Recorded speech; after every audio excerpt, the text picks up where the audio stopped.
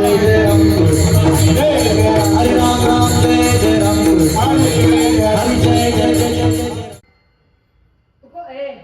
अभंग भक्त सांगतो इकडे लक्ष द्या पटकन आता आहे तुकोबारायांच्या बायकोला तुकोबारायांनी बोलून आवाज दिला अहो तुम्ही या लोकांना श्राप दिला म्हणे तुकोबांची बायको म्हणली हा हा दिलाय श्राप मग तुकोबा म्हणले काय नाही तेवढा श्राप मागं घ्या मागं मी का घेत नसते या लोकांनी तोंडाला काय लावलंय तुमच्या आणि तुम्हाला गाढवावर बसवलंय अपमान केलाय तुकोबा म्हणले येडे कशाचा अपमान हे लोकांचं माझ्यावर प्रेम आहे तुकोबा म्हणले अरे प्रेम आहे लोकांचं तुकोबांची बायको म्हणली गाढवावर बसवणं कुठं प्रेम आहे का महाराज घोड्यावर बसवलं असतं बैलगाडी बसवलं असतं एखाद्या आल्टो एक्सवी आपलं Swift Fortuner Mercedes Innova BMW Skoda आपली ती टेक्सला आता परदेशी आली ती सयारा एखाद्या VIP गाडीत बसवलं असतं तर आम्ही म्हणलं असतं बा प्रेम आहे पण महाराज तुम्हाला गाडीवर बसवलं हे लोकांनी तुमचा अपमान केला नाही का तुकोबा म्हणले जिजाबाई इकडे या अहो लोकांनी मला गाडीवर बसवलं हे लोकांचं माझ्यावर तुकोबारायांची बायको म्हणली कसं काय प्रेम आहे आणि तुकोबारे म्हणले येडे या लोकांनी सगळ्या गावांनी पैसे गोळा केले गाढव विकात आणलं मला गाढवावर बसवलं स्वतः पायी पायी चालतात गाढव विकात आणलं म्हणून प्रेम आहे का महाराज बर मग तुमच्या तोंडाला काय लावलं हा अपमान आहे ना तुकोबा म्हणले हे सुभा लोकांचं माझ्यावर तुकोबारांची बायको म्हणली हा फाउंडेशन आहे महाराज ते काळ आहे म्हणून तुकोबा काय म्हणलं माहिती का नाही रे इकडे ना अगं मी यांना घेऊन चाललो होतो त्यांनी जाताना हाताने टाळी वाजवली असती मुखाने देवाचं नाव घेतलं असतं त्याच्यानंतर आंघोळ झाली असती देव भेटला असता देवाच्या पायावर डोकं ठेवलं असतं ना यांची कृपा केली असतं देवानं यांचं मरण मरून गेलं असतं अमर झाले असते अगं ऐक ना यांनी माझ्या तोंडाला काळं का लावलं माहितीये तुला का लावलं महाराज अगं यांना वाटलं याचा देव पंढरीचा पांडुरंग आहे ना हा त्याच्याकडे घेऊन चालला ना अरे याचा देव पंढरीचा आहे जाताना 15 दिवस व्हायला जातील याचा देव पंढरपूरचा पांडुरंग आहे ना त्याच्याकडे चला म्हणतोय ना एक काम करू ना याचा देव दिसायला काळा आहे ना याच्याच तोंडाला लावू आणि याला पांडुरंग बनवून टाकू ग म्हणता की महाराज तोंडाला काय लावलं गाढव बसवलं तुम्ही म्हणताय त्रास दिला तुम्ही म्हणताय मारलं पण इथं संताचा आमच्यावर उपकार कुठं आला महाराज आता ऐका ना तुकोबांना मारलं बुवा ए आई तुकोबांना त्रास दिला बुवा तुकोबांना गावाच्या बाहेर काढलं बुवा तुकोबारांना छळलं तुकोबारांचा अभंगाचा गाथा बुडवला पण तरी सुद्धा माझ्या तुकोबारांनी समाजाच्या हितासाठी 4000 अभंगाचा गाथा दान दिला हा उपकार नाही तर काय सांगणार उपकार नाही तर काय सांगणार आणि तुकोबारांना मारलं तुकोबारांना त्रास दिला तुकोबारांचा अभंगाचा गाथा बुडवला पण तरी सुद्धा माझ्या तुकोबारांनी समाजाला सांगितलं आता जागा रे भाईनो उठा जागे वारे हा उपकार नाही तर काय हो पण तुम्ही म्हणता म्हणजे महाराज फक्त तुकोबारांचा उपकार आहे का ऐका ना या जगाच्या पाठीवर जेवढे जेवढे संत झाले ना त्या सगळ्या संताचा आमच्यावर काय ऐका ना तुम्हाला तुकोबारांचा उपकार सांगितला अजून एक उपकार सांगतो बघा लक्षात येईल तुमच्या एक उपकार सांगतो ऐका फार गोड आहे ना त्या ठिकाणी तुमच्या लक्षात येईल लक्ष द्या ऐका साहेब आम्ही ज्या आळंदीमध्ये राहतो की नाही आम्ही ज्या आळंदीमध्ये राहतो ना साहेब तिथं सुद्धा एक संत राहतात बरं का साहेब आणि त्या संताचं नाव काय माहिती तुम्हाला माझे नाथ महाराज आहे पण त्या नाथ महाराजांचं विशेष तत्वानं त्यांच्यावर प्रेम आहे की नाही तुमच्यापासून फक्त 150 किलोमीटर अंतरावर एक संत आहे आई नव्हती त्यांना आई होती बाप होता आईला मारायला लावलं बापालाही मारायला लावलं आता ऐका लक्षात येईल तुमच्या एक संत सांगतो त्या संताचा आमच्यावर काय उपकार आहे हे कळेल तुम्हाला ऐका ना अरे आनंदी नावाचं गाव आहे आणि त्या पवित्र आनंदीमध्ये 12 वर्षाचं एक लेकरू राहत आहे त्या लेकराचं नाव ज्ञानेश्वर आहे हो ज्ञानेश्वर आई आता ऐका त्या पवित्र माणसाने हा सप्ताह ठेवलाय ना त्या व्यक्तीची एक भूमिका फार गोड आहे सांगायची मला तुम्हाला ऐका ना मी कळेल तुम्हाला आई त्या पवित्र आळंदीमध्ये एक लेकरू राहायचं. 12 वर्षाचं वय आहे. त्यांचं नाव ज्ञानेश्वर आहे. त्यांच्यापेक्षा लहान भाऊ आहे, त्याचं नाव सोपान आहे. त्याच्यापेक्षा लहान बहीण आहे, तिचं नाव तिचं नाव मुक्ताई आहे. 14 वर्षाचे निवृत्तीनाथ, 12 वर्षाचे ज्ञानदेव, 10 वर्षाचे त्या ठिकाणी सोपान काका आणि 8 वर्षाची मुक्ताबाई. आणि अशा अवस्थेला प्राप्त झाली मुक्ताबाई. 8 वर्षाची झाली मुक्ताबाई. 8 वर्षाची झाली दादा. आणि 8 वर्षाची झाल्याच्या नंतर माझ्या ज्ञानोबाईंनी त्या ठिकाणी ज्ञानोबाईंच्या आईला, ज्ञानोबाईंच्या बापाला त्या ठिकाणी या समाजाला मारायला भाग पाडली. आई एक मिनिट एक लक्ष देऊ का? ज्ञानोबाईंची आई गेली, ज्ञानोबाईंचा बाप गेला आणि 8 वर्षाची मुक्ताबाई ज्ञानोबाईंच्या जवळ आली. आणि 8 वर्षाची मुक्ताबाई ज्ञानोबाईंना बोलायला लागली, दादा ए दादा, दादा. अरे 8 वर्षाची मुक्ताबाई ज्ञानोबाईंना बोलते, दादा आपली आई गेली, आपला बाप गेला, मग सांगणार रे दादा, आपली आई आणि आपला बाप कुठे गेला? आई, आपली आई गेली, आपला बाप गेला, सांगणार रे दादा, आपली माय आणि आपला बाप कुठे गेला? त्यावेळेस त्या 8 वर्षाच्या मुक्ताबाईला ज्ञानोबाई बोलतात, मुक्ते आपली आई आता मामाची गेली. आई मामाची इथं गेली का? हो ग, आई मामाची इथं गेली. मग हे दादा, आई मामाची इथं गेली का? हो रे, आई मामाची इथं गेली. मग ऐकलं रे दादा, आपला बाप कुठं गेला? त्यावेळेस त्या 8 वर्षाच्या मुक्ताबाईला 12 वर्षाचे ज्ञानोबाई काय बोलतात माहितीये? मुक्ते आपला बाप सुद्धा मामाची इथं गेला. मग दादा आपली आई गेली, आपला बाप गेला, पण आजपर्यंत आपल्याला कधी सोडून नाही गेले. आज सांगणार रे कशी गेले? एक गोष्ट बोलू दादा, बदलापूरकर, एक गोष्ट बोलू. या जगाच्या पाठीवर पुरीचं फार प्रेम असतं हो बापा, पुरीचं फार प्रेम असतं. तुम्ही इथं बसलात ना, तुम्ही सुद्धा कोणाची तरी मुलगी आहे ना, आठवा ना. आठवा ना तुमचा दिवस, तुमचं लग्नाचा दिवस आठवा कधीतरी. तुमची आई नवी साडी नेसते, तुमची बहीण नवी साडी नेसते, तुमचा भाऊ नवे कपडे घालतो, तुमचा काका चुलता मामा सगळे नवे कपडे घालतात. पण जो सगळा खर्च करतो ना तो बाप असाच बसलेला. पोरीचा जीव असतो, बापाच्या पोरीचं छत्र हरतं ना, त्या पोरीच्या जीवनातला बाप निघून जातो ना. कधीतरी जाऊन त्या पोरीला भेटा आणि विचारा, का ग काय रे तुझा बाप मेला, काय वाटतं तुला? ती पोरी सांगेल, महाराज सगळे हो माझ्याकडे, महाराज राहायला घर आहे हो, बसायला गाडी आहे हो, फिरायला पैसा आहे महाराज, पण स्वाभिमान पाठीवर थाप टाकणारा बाप नाही ना महाराज. माझं बाप नाही, बाप बाप आहे हो. या जगाच्या पाठीवर बाप बाप आहे हो. मला सांगायचंय तुम्हाला, मला हा मुद्दा पटवायचा आहे. आई, अरे या बदलापूर शहरातल्या आणि आसपासच्या एखाद्या मुलीचा जर बाप गेला ना, कधीतरी जाऊन त्या पोरीला भेटा. अरे जोपर्यंत तुमच्या घरात बाप आहे ना, जोपर्यंत तुमच्या घरात बाप आहे ना, तोपर्यंत कोणी तुमच्या घराकडे वाकडी नजर करून पाहत नाही रे. पण ज्या दिवशी तुमच्या घरातला बाप निघून जातो ना रे, अरे गल्लीतले कोले कुत्रे सुद्धा तुमच्या घराकडे वाईट नजरेने पाहतात रे. एक गोष्ट बोलू, अरे बाप काय असतो सांगू, माझ्या 8 वर्षाच्या मुक्ताबाईच्या जीवनातला बाप निघून गेला, पण माझ्या मुक्ताबाईला कोणी बाप म्हणून पुन्हा हाक नाही मारली. पुन्हा माझ्या मुक्ताबाईला कोणी सांगितलं नाही, रडू नको ग, मी तुझ्या बापासारखं आहे असं कोणीच नाही म्हणलं. पण ऐका ना, या बदलापूर मधल्या जर एखाद्या माझ्या बहिणीचा बाप मेला ना, या बदलापूर मधल्या माझ्या एखाद्या बहिणीचा बाप मेला ना, तर आमचा किसनराव नावाचा बाप तिच्या पाठीमागं उभा आहे.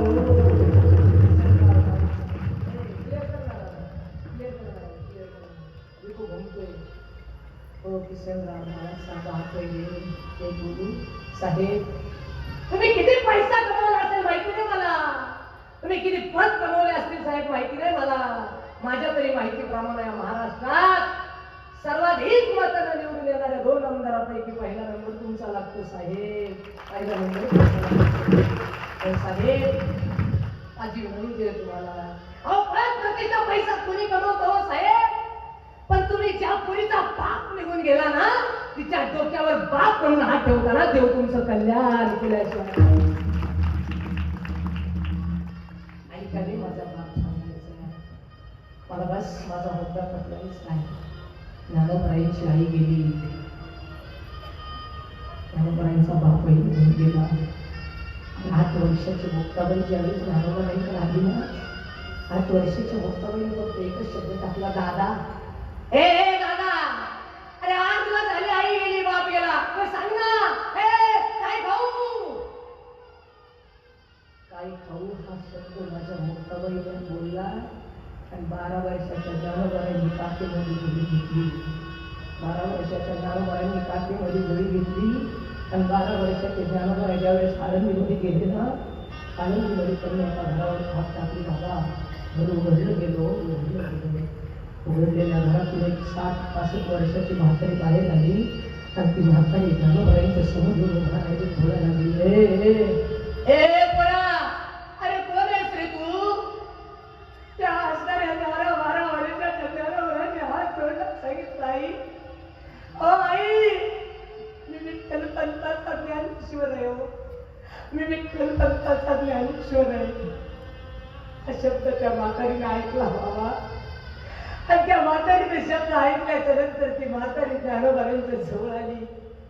ज्ञानोबराईंच्या डोक्यावर हात फिरवला, कडकन बोट मोडले. ज्ञानोबराईंची बहीण, ज्ञानोबराईंची बहिणीसाठी गेलेले ज्ञानोबराया त्या 12 वर्षाच्या ज्ञानोबराईंच्या डोक्यावर हात फिरवला आणि ती 62 वर्षाची म्हातारी ज्ञानोबराईंना बोलली, ए बाबा, अरे तू विठ्ठल पंताचा आहेस का. हो आई मी विठ्ठल पंताचा आहे. हा शब्द त्या म्हातारीने ऐकला. ती म्हातारी म्हणली, ए ज्ञानेश्वरा, तुझा बाप फार चांगला होता रे बाबा, तुझा बाप फार चांगला होता. हा शब्द ऐकला आणि जगाची माऊली ज्ञान राज माझी, योग्याची माऊली, साधकाचा मायबाप, हे विश्वची माझे घर. अरे जगाची आई झालेल्या ज्ञानोबराईंच्या डोळ्यातून टचकन पाणी आलं आणि ज्ञानोबराया त्या काकीच्या जोडीला खाली देऊन बोलतात, आई माझा बाप चांगला होता, मग माझ्या बापाला का मारावं लागलं. हो आई माझ्या बापाला का मारावं लागलं. त्या म्हातारीनं उत्तर दिलं. ती म्हातारी म्हणली, ज्ञानेश्वरा ऐकणारे बाबा, पण एक गोष्ट बोलू, जगाच्या पाठीवर ज्ञानोबराई जगाची आई झाली 9000 वय गेल्या, पण बापासाठी डोळ्यात पाणी आलं ना. अरे या जगाच्या पाठीवर आदिशक्ती माई मुक्ताबाई झाली, पण बापासाठी रडली ना. पण आज या जगाच्या पाठीवर आमचा बाप संपवला गेला. आज या जगाच्या पाठीवर आमचा बाप सांगितलं नाही. कोणीतरी कीर्तन करायला, आई माझी मायेचा सागर म्हणून निघून गेला. कोणीतरी कीर्तन करायला, अरे दिला जन्माईने उपकार मोठा झाला म्हणून निघून गेला. आमच्या शास्त्राला विचारलं तर आमच्या शास्त्राने आईला वंदन करतं, मातृदेव भव आणि नंतर पितृदेव भव. अरे आमच्या पुराण, आमच्या असणाऱ्या बायबल, आमच्या असणाऱ्या ज्ञानेश्वरी, आमच्या असणारी भागवत, आमच्या असणारी गीता सांगते म्हणजे माता, नंतर पिता, आधी कुळी कन्या, नंतर पुत्र. मला सांगा बाप खरंच एवढा वाईट आहे का. बाप खरंच एवढा वाईट आहे. अरे बाप बाप आहे. लोक म्हणतात आई घराचं मंगल्य आहे, पण बाप घराचं अस्तित्व आहे रे. बाप घराचं अस्तित्व आहे. अरे जेवून घे म्हणणारी आई आमच्या लक्षात राहते भल्या माणसा, परंतु आयुष्यभराची जेवणाची सोय करणारा बाप कुणाच्या लक्षात नाही. लोकांना जर विचारलं ना कृष्ण कुणाचा, तर लोक सहज म्हणतात यशोदेचा आणि देवकीचा. परंतु त्याच कृष्णाला यमुनेच्या पाण्यातून नाकात तोंडात पाणी जात असताना येणारा वासुदेव कुणाच्या लक्षात नाही. अरे बाप बाप रे, बाप बाप आहे. जोपर्यंत बाप आहे ना तोपर्यंत सगळे गुन्हे माफ आहे ना. त्याचं नाव बाप आहे रे. आज सुद्धा या समाजामध्ये बाप मारणारा, झोडणारा, बेवडा, जुगारी रेखटणारा, मारणारा, झोडणारा, बेवडा, जुगारी, अरे या समाजाचे 2-3% बाप कसे असतील हो. पण बिचाऱ्या बापांचं काय? अरे आई घराचं मंगल्य असतं, बाप घराचं, बाप घराचं अस्तित्व आहे. आई घराचा कळस असेल तर बाप घराचा पाया आहे. ऐका ना आहे. आणि तो बसलेला जो बाप आहे ना, हा जो बसलेला बाप आहे ना, हा बाप कुणी संपूर्ण माहितीये? याचं सगळं श्रेय तुम्हाला जातं ग माझ्या आयानं. लेकरू लहान असतं साहेब, लहान असणाऱ्या लेकराला कधीतरी विचारा, शपथ घे शपथ, ते म्हणतो आई शपथ. बाप शक्तीचा ना तुझं नाही बाप शक्तीच नाही तुझं नाही. तर लक्षात ठेवा पोरांनो, माझी विनंती आहे, ज्ञानोबराय जगाची आई झाली, ज्ञानोबराय जगाचा बाप झाले, पण ज्ञानोबरायना म्हातारीने सांगितलं ज्ञानेश्वरा तुझा बाप फार चांगला होता. हा शब्द ज्ञानोबरायने ऐकला आणि जगाचा मालक माझ्या ज्ञानोबरायने करायला सुरुवात केली. मला सांगायचं आहे, माझा मुद्दा संपवायचा आहे, संताचा उपकार सांगायचा आणि थांबायचा. ऐका ना, ज्ञानोबरायने रडत रडत त्या म्हाताऱ्याला विचारलं, आई माझा बाप चांगला होता ना? माझा बाप चांगला होता ना? मग आई माझ्या बापाला का मारावं लागलं हो? त्यावेळेस त्या म्हातारीने दिलेलं उत्तर आहे, ज्ञानेश्वरा तुझा बाप मेला नसता तर तू जगाचा बाप झाला नसता रे.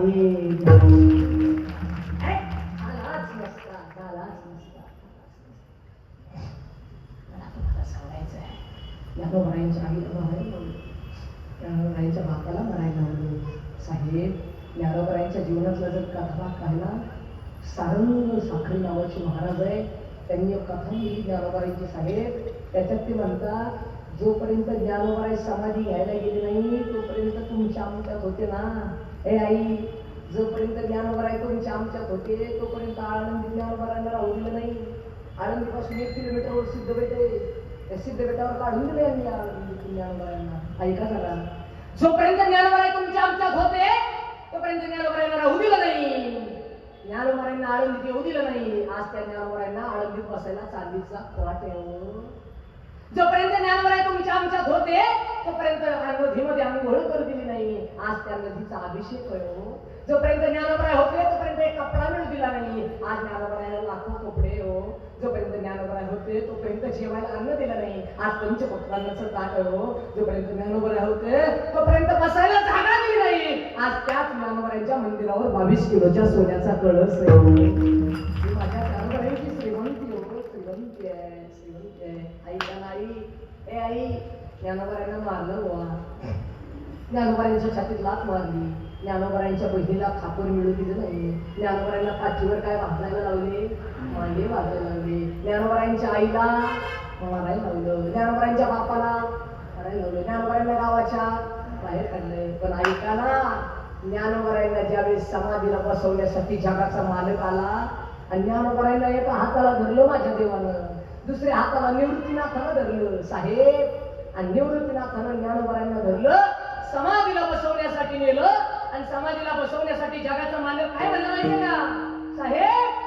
जगाचा मालक पांडुरंग ज्ञानोबरायांना म्हणला, काय रे ज्ञाना, लोकांनी मारलं तुला, लोकांनी त्रास दिला, लोकांनी गावाच्या बाहेर काढलं, सांग ज्या लोकांनी तुला त्रास दिला त्यांचं वाटलं करू. ज्ञानोबराय म्हणतात, रे देवा, ज्यांनी मला मारलं, ज्यांनी त्रास दिला, ज्यांनी गावाच्या बाहेर काढलं त्यांना मारू नको रे, त्यांचं वाटलं करू नको रे. मग तेव्हा त्यांचं कल्याण करता.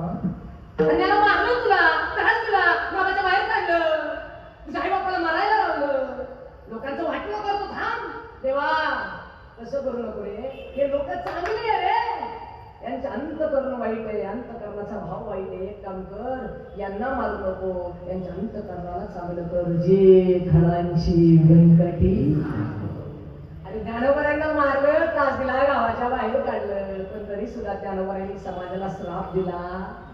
ज्ञानोबरायांनी लोकांना वाईट बोललं, ज्ञानोबरायांच्या झोळीत माती टाकली, ज्ञानोबरायांना गावाच्या बाहेर काढलं, पण ज्ञानोबरायांनी काही एक शब्द बोलले नाही. आणि उलट ज्या ज्ञानोबरायांना मारलं त्यांनी 9000 ओव्यांची आम्हाला ज्ञानेश्वरी सांगा ना, अवकार नाही तर काय सांगा ना दादा. आणि ज्या ज्ञानोबरायांच्या आई बापाला मारायला लावलं त्यांनी आम्हाला हरिपाठ दिला, अवकार नाही तर काय. त्या ज्ञानोबरायांनी म्हणावं, देवाची वारी त्या ज्ञानोबारायांनी म्हणावं चहूमेदी जा, त्या ज्ञानोबारायांनी म्हणावं सूर्यप्रकाश.